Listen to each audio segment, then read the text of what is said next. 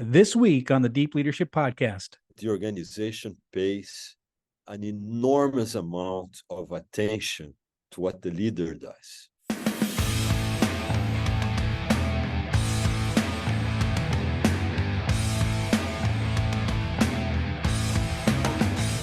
Let's start off with that. Can you explain what organizational culture is and why it's so important to organizational success? Sure. Well, I would compare culture as the religion of business, of an enterprise. It's the set of values, set of beliefs, set of norms that help people take action, direct on how they should act within the organization, and also how decisions should be made. It is very important, and every organization has one.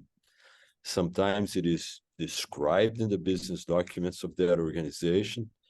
Sometimes it is not. Many times it is not. But every organization has a set of values and beliefs by which it operates.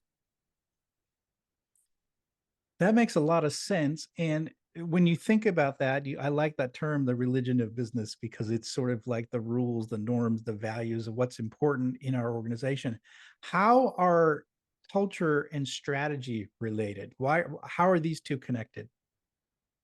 Okay, the culture, we like to say that is the way for the strategy to be translated into action.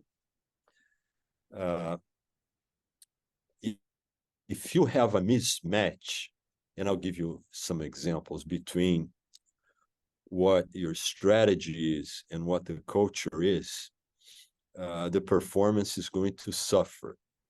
In fact, Professor Peter Drucker, who is known by many as one of the gurus in strategy, says that when culture and strategy are not aligned, culture eats strategy for breakfast. Because at the end of the day, what's going to be done is not what the strategy says, but is what culture leads the employees to do. So you have to have that alignment. Also, research, several pieces of research have demonstrated that when in the firms where culture and strategy are aligned, they tend to outperform their competitors. I'll give you an example just to illustrate. Let's assume that a company has come to the conclusion, leadership of the company has come to the conclusion that it needs to be more innovative. However, if the culture up to that point has been one that punishes mistakes, that is very hierarchical, position-based hierarchical in nature, a company is not going to be innovative because people are going to be afraid of making mistakes, are going to be afraid of trying. And trial and error many times is what brings innovation. So if the alignment is not in place, it is very difficult to implement this strategy. Yeah, it's interesting. That's why it's important to have the two aligned. Yeah, and to understand what kinds of, I'm sorry, just to understand, it is very important to understand what kinds of traits and norms are necessary to be in place for a given strategy to be well executed. And by the way, there's not a right or wrong culture. Culture is not something that you can define and generalize. It is something that derives from the strategy that the company has defined for itself. Yeah, it makes a lot of sense. And I love your example of wanting to be an innovative company, but yet the culture is one of, you shoot the messenger, you fire people who make mistakes. And, I work for a company like that had a very, it originally started off as a very innovative company, but over time became bureaucratic. And so the innovation fell away as people were just following the rules. And so the innovation was lost. So I think that is a great example of how, culture has to be aligned with your strategy. So one of the questions I have for you is, Why is it so difficult? Because a lot of strategic efforts to change a culture, they fail. And then why is it so difficult to change a culture? And again, having done it myself, it is very difficult to do. So tell us a little bit about what the challenges of changing a company culture is. I think there are three root causes of why it is a failure in changing a culture is a more common event than succeeding in doing culture change. First, because you're dealing with beliefs, you're dealing with values, you're dealing with norms. It's almost as difficult to change the culture within an organization, especially when it's a deeply ingrained culture in the organization, than changing one's religion. uh, you know, you're dealing with things that are deeply ingrained as a set of beliefs and norms in one's soul, in one set of norms and values. That's one root cause. It's difficult by itself. The second reason is because leaders don't know how to. If you read all of the books that are written about organizational culture, there are hundreds of books about changing an organization's structure, which is very different from culture. A lot of other books about processes on how to do the organizational uh, structure change, but almost nothing written to the practitioner on how to go about changing a culture. So that's reason number two. And the third reason is many times the because the values will change, the way that people are evaluated and valued within the organization will also change, which will affect the status quo of many individuals. And people tend to resist when that happens. So imagine a place where the hierarchy is based on positions. Higher managers have larger offices. They make more money. They tell what needs to be done. Into an organization where the hierarchy is it's an ideas-based hierarchy. So good ideas are not the property of senior managers. Mm-hmm. So, eventually the junior leaders in an organization may come up with an excellent idea that nobody thought about. That organization will then value, if it's a culture that values or that bases the hierarchy on ideas, all of the symbols of position-based hierarchy will tend to disappear over time.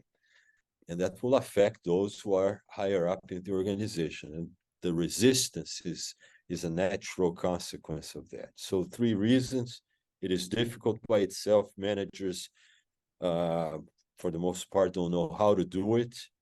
And third, it affects the status quo of a number of individuals who will be enemies of the change. Yeah, change in anything we do is difficult, even if it's something changing to the better. We as humans hate change. So Yeah. we struggle, we hold on to that status quo as long as we can. And so that's one of the challenges with any change process within a company. And culture change, as you mentioned, it's sort of like the religion of the organization. So your fundamental beliefs about who we are as a company are being shifted. And so that's a Yes. big change. I know one time I had an opportunity to bring three different businesses together under one roof. And so we had the existing business and two businesses that we moved into the plant, and each had a distinct culture. And I was trying to create one culture. And that was the hardest thing I ever did as a leader, is trying to bring those three cultures and align them into one new Yeah, I culture. believe And that. it was difficult for all three groups of people. Yeah, Yeah. Wow. I believe you. So this new book that you have, it's called The Secret of Culture Change. You look at or you investigate over 150 examples of business leaders who have achieved lasting culture change, and significant and important changes in their culture, which led to better performance. Can you give us a few examples of those stories? I can, but if you allow me, let me tell you Sure, how the idea for the book was born. sure. Uh, I was working for Procter and Gamble when I had my first like major leadership assignment in business. In 1998, Procter and Gamble completely restructured itself from being a geography-based type of organization. Each country had a subsidiary. The subsidiary had a president or a general manager, and he or she were responsible for making all of the big decisions in the business. There was very little central command and control within the organization, except for a few areas. And P&G, I'm going to call Procter & Gamble from now on as P&G for simplicity, decided to change all that and to create a different structured, centered into 7 global business units. And each one of those 7 business units would have a general manager for each one of the 4 geographical regions: North America, Latin America, Europe, and Africa and Asia.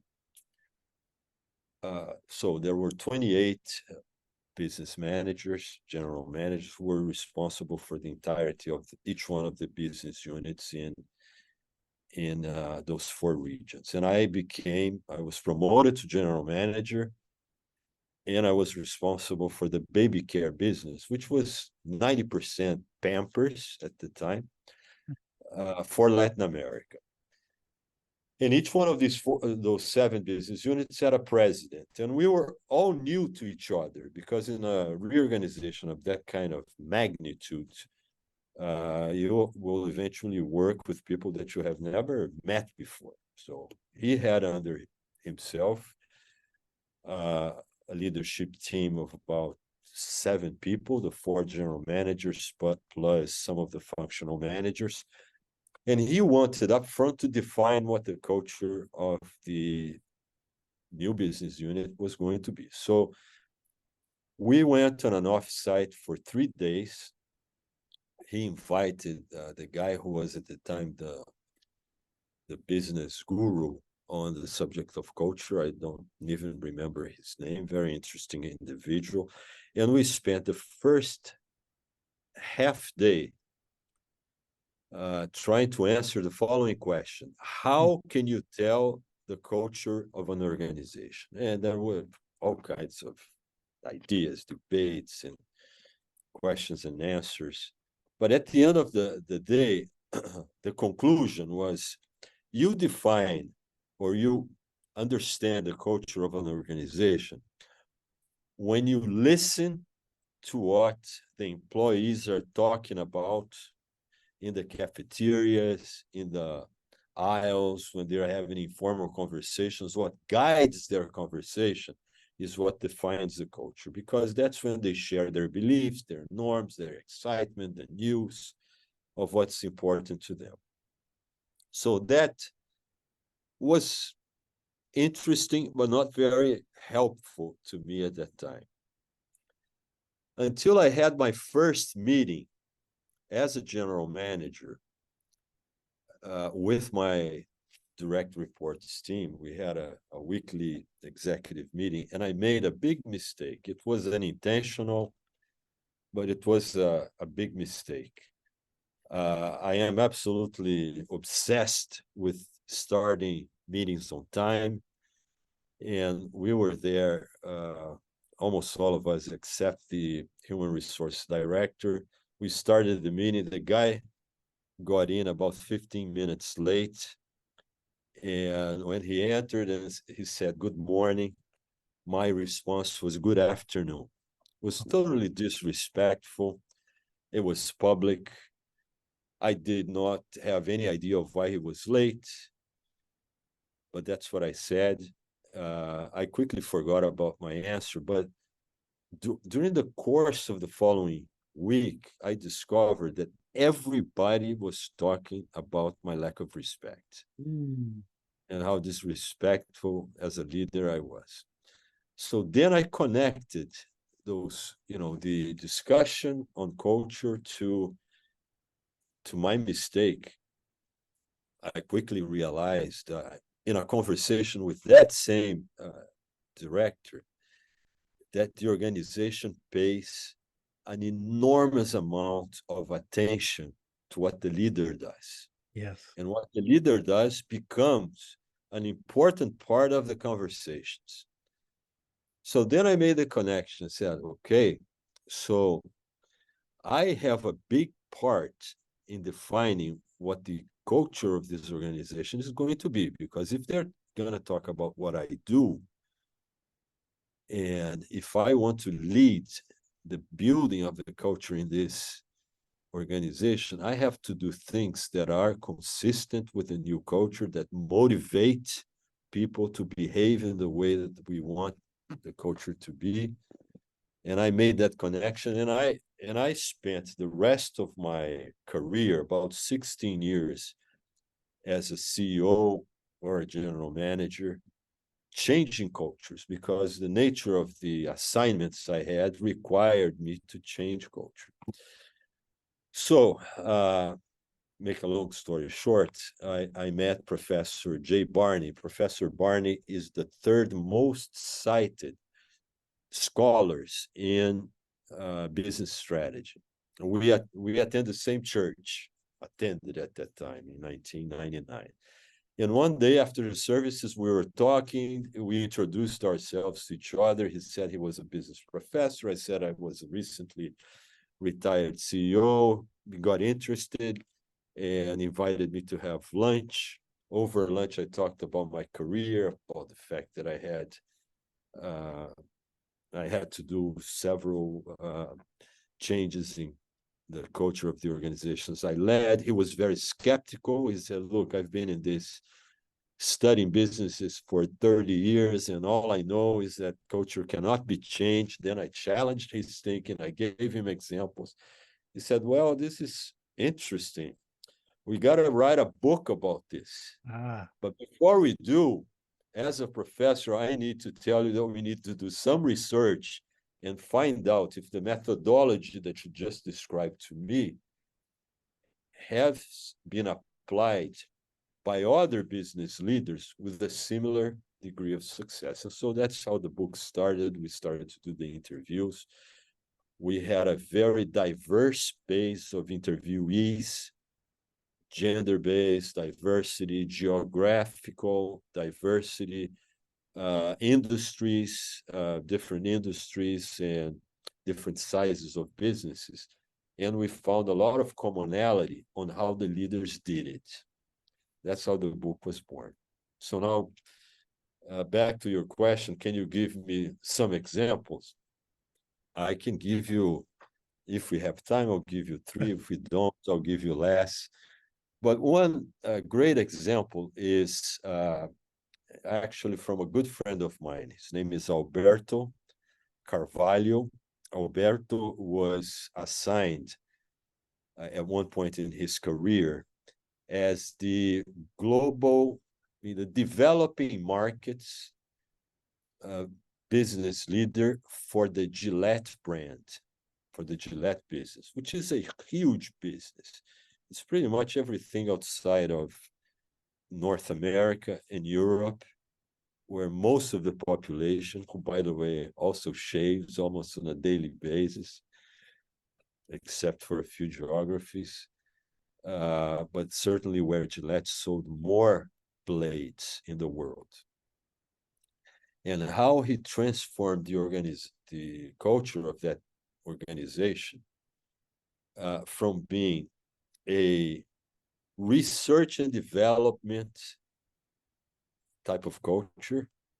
How do we make the most efficient blades in the world that leave almost no trace of any beard in men's faces, into an organization that was not as obsessed about the efficiency of shaving, but very focused on consumer habits. That's a very interesting story. It became a front page article in the Wall Street Journal. It became a case study in the Kellogg Business School. That's one story, one example. The other example is from Melanie Healy. Melanie was the first female vice president for the feminine care business of Procter & Gamble, which is a huge business where Procter & Gamble had a leading market share, very difficult to have in any consumer products business. They had a 50% market share. And she changed the culture of that organization from being a culture focused on efficiency, on producing good products, but at the lowest possible cost, into a culture of delighting the females, almost the women, almost as if they wanted to be to have a period, to use Procter & Gamble's product, if you believe that that was the mindset.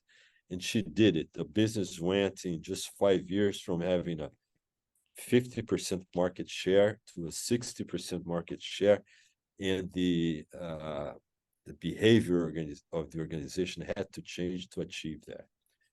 And I have my own personal story on how I changed the culture of a large telecommunications company in Brazil that had been just privatized, from being very disciplined in terms of having an efficient operation. It was actually one of the top 3 most efficient telecommunication operations in the world, as measured by lines per employee, into a consumer-focused, into an innovative company, because when the industry was privatized, the monopolies were lost, and the markets became competitive markets. So these are 3 examples that we reflect and that we illustrate in the book. I can get into some interesting details here if you want to hear it.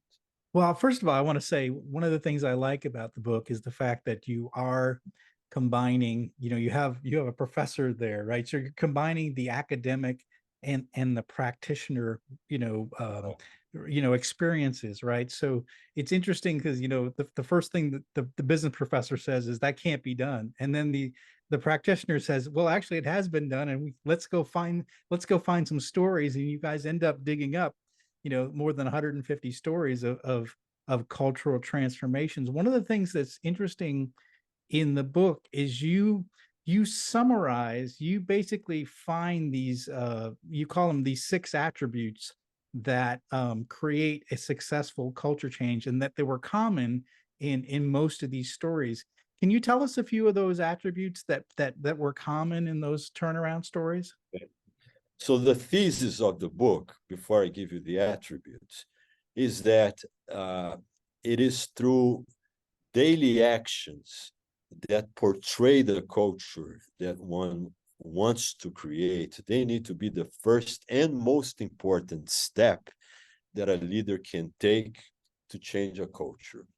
These actions by the leader, which we call the stories the leader builds, they have the power to educate the organization about the culture. They have the power to demonstrate that new culture actually works in delivering good business results. And they're going to be talked about in the organization. And they can motivate and inspire as well. The power of the leader's action is so much more important than the power of the leader's words. They pay attention to what you do, not so much so in what you say. So what we found is that, for instance, and I'll give you a very quick example about the Gillette's case. They did not have, the top leadership of the company did not have a lot of interaction with consumers. when they ran consumer research, for instance, they were failing big time in India, a country with over 1 billion people, a lot of men who needed to shave and actually did shave almost on a weekly basis. He could not find a good answer of why they were failing. They had ran consumer research with the Indians living in Boston, going to MIT and other schools, or living in London, which has a large contingent of Indian immigrants. But those were not representative of what the bulk of the Indian population is like. So about a week or so later, after he took over, and not having satisfactory answers to his questions, he said, fine, I am going to India. And that was unheard of. I am going to watch men shave in India. And they said, what? You don't need to do that. We have, you know, research companies that can do that for us. He said, no, I'm going to India. And then once he decided and bought the ticket, the entire leadership team, decided to go with him. They spent a week waking up at 5 a.m. in the morning, going to slums where most of the people in India live, watching men shave. And they found out very quickly why their product was not working. The leadership team became so excited that in the trip back, they started to discuss how the new product needed to be, how they were going to change the manufacturing processes, what were the things that they were going to give up in terms of performance to allow their product to perform well in India. Bottom line, the following year, they sold 100 million blades. 1 year, which was more than 10 times what they were selling before. And the entire culture changed into a new culture that would observe. It was the job of a leader to observe their consumers, to draw conclusions, to let the consumer lead the innovation process.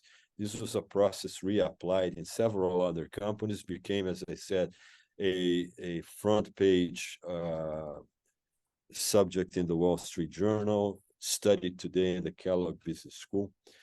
And so what these guys, these leaders who effectively changed culture did was create powerful stories to lead the organization into a new culture. These stories had a number of things in common. One, they had to, they starred the leader. The business leader was the star in those stories because, people talk about what a leader does.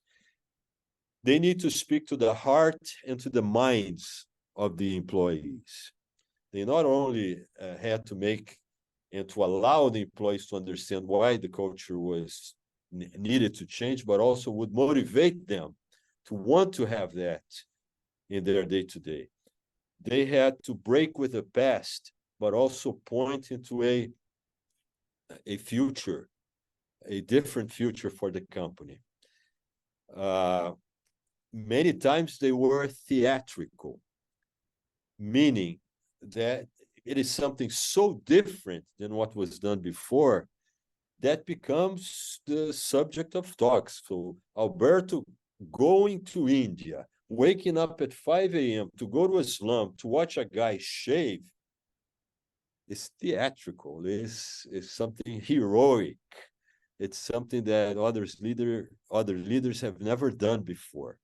So these are some of the examples of the attributes that we have found, that the stories built by leaders have in common. And the book is illustrated with 38 different stories. I absolutely love that. I love principles. that story. I love that the idea that leaders' actions are so much more important than their words. And the idea of these theatrical events, the I'm going to get on a plane and fly to India and watch people shave, it creates the rumors get started. The word Yeah, gets saying like this is new, this is different. yeah, CEOs yeah. don't do this. And so I think that's that's the great example of this story is that a leader can change a culture not by their words but by their actions. What do they physically do? And I think that's a great example of this idea of powerful stories, creating these A powerful lot of stories. people, yeah, a lot of people say that we need to walk the talk, but the leader needs to have his walk talk. Yes. Oh, I love that. Have your walk do the talking. Yes. Yes, exactly. Absolutely. Well, this has been fantastic. A great conversation. I want, what final message would you like to leave with our listeners on the idea of culture change? You know, I once heard that things that are important, things that are uh, they change the course of an organization or of a business. They they don't need to be complex. They they are generally simple. It doesn't mean that they are easy. They are many times difficult, but they don't have to be complex. They are, for instance, coming up with the design of an iPhone. Every new version, I get amazed on how simple, how uh, easy it is for the user. In this last version, I just had to put my new iPhone by the side of my old iPhone. That was it, and press a button, and everything was transferred. I mean, can anything be more simple than that? But it wasn't easy for them to design such simplicity, right? So in business, it's the same thing. The decisions don't need to be complex. They're usually simple. Doesn't mean that they're easy. And my message and my convictions got even stronger after I wrote this book with Professor Barney and then later with Carlos, that the power that a leader has through his or her example is something that most leaders underestimate. So don't underestimate, if you're a leader, the power of your behavior. And if your behavior is conscious in leading an organization into a given direction, try to make it public. Try to make it known to the rest of the organization without crossing the dangerous line of being proud or being cocky, but make sure that your behavior is public, your beliefs, your actions are seen by the rest of the organization if they reflect the values and the norms you want the organization to follow. There's nothing more powerful than that. Such a great message, leaders. I hope you heard that. I hope you take it to heart. This is such an important part of leadership and about driving what cultures we want in our business. So absolutely great. I really appreciate this message. Manuel, how can people find out more about you and this new book? Well, the new book, The Secret of Culture Change, can be found on Amazon. You just type the name in, it's going to lead you to the page where you can buy it. And people can find me on LinkedIn, Manoel Amorim, Absolutely. Manoel, and my last name spells Amorim. Absolutely. We're going to put links in the show notes for all of Manuel's resources so that you can find him. And again, I highly recommend this book for some simple reasons. One is, again, what Manuel said, which was your behaviors, your actions have a larger influence on the organization than you can ever imagine. If you want to change the culture, your actions have to reflect that. What I love about this book is all the stories and the fact that it's backed up with the academic side as well. So it's the combination of practitioners and an academic approach. It's going to give you the answers you need to build the culture you want in your organization. So, and while I really appreciate you coming on the show, sharing this book, sharing your experiences and the stories in the book, because I think it's going to help us all be better leaders. Thank you. It was a pleasure being here and talking with you. Well, thank you again. Well, that's it for today. Thank you for listening to Deep Leadership. If you like this podcast, please subscribe and share so we can continue to build a world with better bosses. Until next time, this is John Rennie saying take care and lead well.